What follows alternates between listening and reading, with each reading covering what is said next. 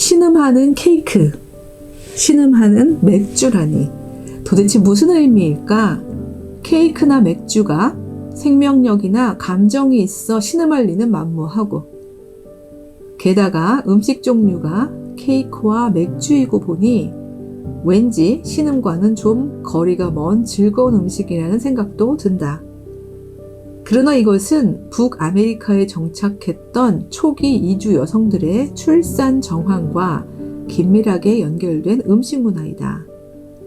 전통사회에서는 노동력과 직결되는 문제라서 다산이 흔하기는 했다. 하지만 북아메리카 초기 이주민들의 경우는 더 절실했다. 생육하고 번성하라는 창조주의 말씀이 다른 어느 기독교 집단보다도 간절하게 읽혔을 것이다. 절대적으로 수가 적은 이주민들의 경우 자녀들을 많이 생산하는 여성의 소명이 더욱 요청되는 상황이었다. 뉴 잉글랜드의 여성들은 평균 8명의 아이를 낳았다고 하는데, 당시 북아메리카 원주민들의 출생률과 비교할 때 현저하게 높은 수치라고 한다. 하지만 많이 낳는다고 하여 애 낳는 일이 만만하지는 않았을 것이다. 더구나 지금처럼 큰 병원에서 전문화된 의료진과 의료시설에 둘러싸인 상태에서의 안전한 분만도 아니던 시절이다. 동시대 유럽과 비교해도 열악한 상황이었을 것이다. 20세기 끝자락에 현대 문명의 한복판에서 달랑 한 아이를 낳은 나조차도 두려움이 대단했다. 댈러스에서 가장 커다란 대학병원이었음에도 말이다.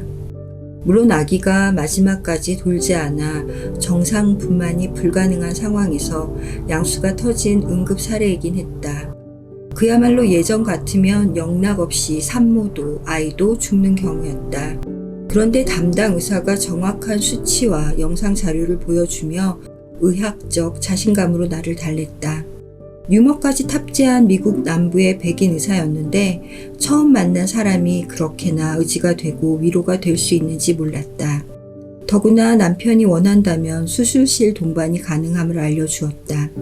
요즘엔 한국도 남편 동반 분만이 하나의 문화로 자리 잡았지만 내가 출산하던 당시는 미국에서 먼저 시행되고 있었다. 보통 자연분만의 경우는 당연하게 남편이 동반했고 종종 동영상 촬영에 현수막까지 만들어 걸며 출산 현장과 과정을 기억할 만한 축제로 만드는 사람들도 있었다.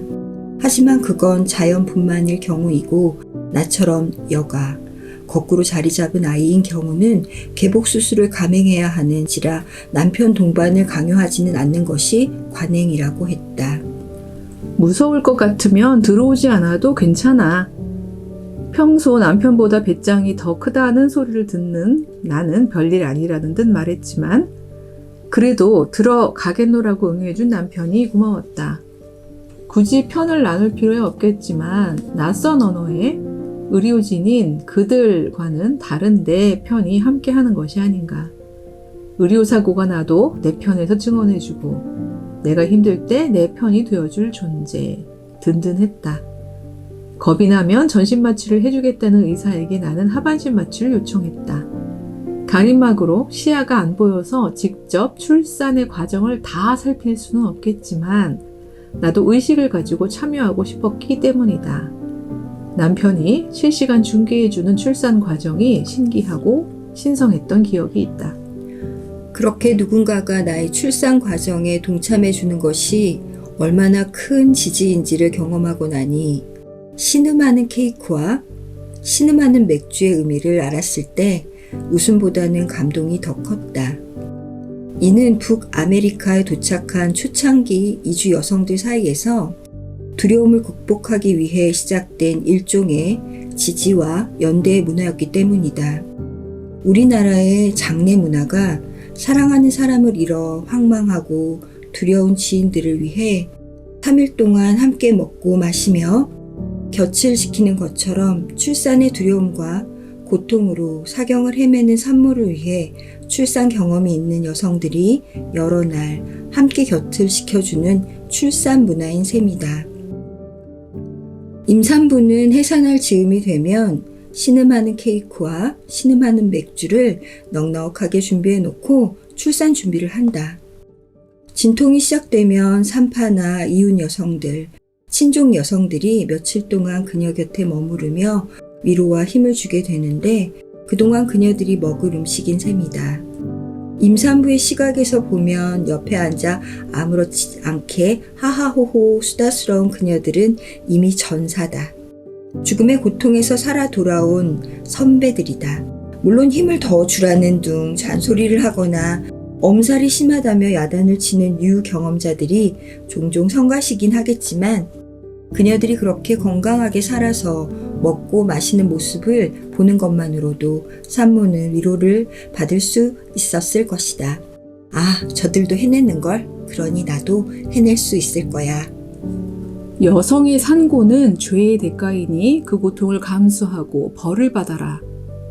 남자 목사님이나 남편 혹은 시아버지에게서 들었을 그런 전통적인 해석이 삶과 죽음의 경계를 넘나드는 고통을 겪고 있는 임산부에게 무슨 힘이 되었겠나. 오히려 섣부르게 선언되고 율법적으로 적용되는 교리나 성서 해석은 간절한 상황에 놓인 사람의 몸과 영혼을 해칠 수 있다.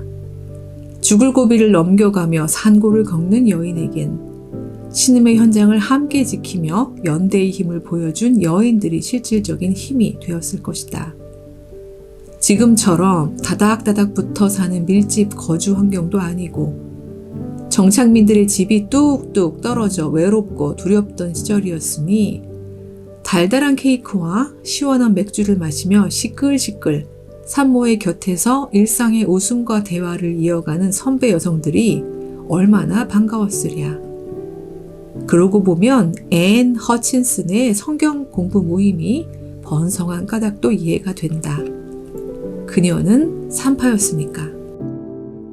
방법을 아는 사람 혹은 이미 겪고 이겨낸 사람은 그저 내 곁에 있는 것만으로도 힘이 되는 법이다. 더구나 초기 정착민 여성들은 상고만이 아니라 영유아 상실의 경험도 빈번하게 겪어야만 했다. 17세기 메릴랜드 영아의 25%가 첫 돌을 넘기지 못했다고 하고 반수 이상이 성년이 되기 전에 사망했다 한다. 남편의 외벌이로 핵 가족이 단란하게 살아가고 아내는 전업으로 가사와 육아를 전담할 수 있는 상황이 아닌 시절이다. 지성지수, 감성지수 고려해가며 자녀 양육에 집중할 수 있었던 상황은 19세기에나 이르러서 가능했다. 17세기 북아메리카 이주민들은 땅을 개간하고 생필품을 만들어 살아야 했다. 남성뿐만 아니라 여성에게도 강도 높은 노동을 요구했다. 생애 주기 동안 쉬지 않고 임신하고 노동을 하고 출산을 하고 아이를 잃고 다시 임신하고 노동을 병행하고 아이를 잃고. 도대체 어떻게 버텨낸 거지? 그녀들의 일상을 떠올리니 눈물이 났다. 겨우 한 번의 자연유산 경험을 가진 나조차도 그때의 분노와 슬픔이 아직 내 세포에 생생하게 남아있는데 말이다. 그녀들에 비한다면 나의 경험은 엄살, 아니 사치에 가까운 듯 했다. 그러나 당시엔 나도 처절했고 절실했다. 박사학위 논문을 쓰던 한중간에 결혼했고 남편의 직장을 따라 학교가 있는 보스턴을 떠나 멀고 낯선 댈러스로 이동을 했다. 나를 아는 사람이 아무도 없는 곳. 우유 하나 사러 가려 해도 차를 타고 쌩쌩 30분은 달려야 하는 곳에 고립되어 불안하고 외로웠다. 그래도 큰아이가 태어나니 아이를 벗삼아 가사와 육아로 인한 낮의 고단함은 견딜만 했다. 혼자는 외롭다. 터울을 너무 크게 만들지 말아라. 한국의 어머니들도 댈러스의 이웃들도 둘째 이야기를 하고 있던 즈음은 논문 진도가 나가지 않아 초조하던 무렵이었다. 그래도 선배들이 아닌가. 어른 말씀을 들으면 자다가도 떡이 생긴다는데. 돌이켜 생각하니 나도 참 바보 같았다. 나의 선배들은 아이 엄마가 되면서 동시에 전문가가 되는 방법을 모르는 사람들이었다. 이제와 생각해보니 그 시절의 나는 개척자였다. 육아에 대한 인력을 두지 않고서 풀타임 전업 육아와 박사학위 논문을 병행하는 방법을 아무도 알려주지 않았으니까. 더구나 그 한중간에 둘째까지 임신을 했으니 그야말로 나는 전사처럼 일상과 투쟁을 했다.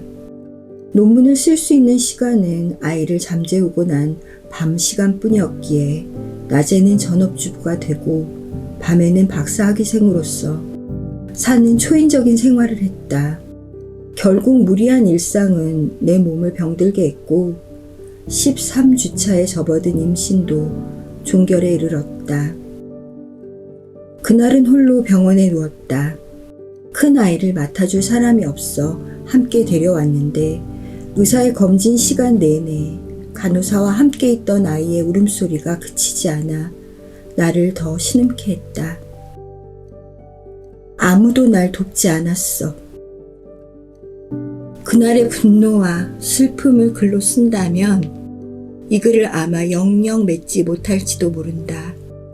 그런데 나의 그 경험이 작아질 만큼 17세기 뉴 잉글랜드의 첫 개척자 여인들은 절박하고 고단한 노동 가운데 출산과 양육 그리고 상실을 일상처럼 겪었다는 말이 아닌가.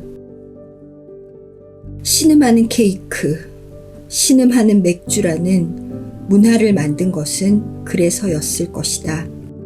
극복할, 넘어설, 연대할 방법을 찾기 위하여. 그래, 생명을 낳는 고통은 우리를 신음하게 만들지만 케이크를 먹자. 맥주, 음료를 들자. 힘을 내자. 나도 또 새롭게 오늘날 여성들의 신음을 극복하고 넘어서고 연대하는 방법을 모색하고 길을 내는 선배가 되자.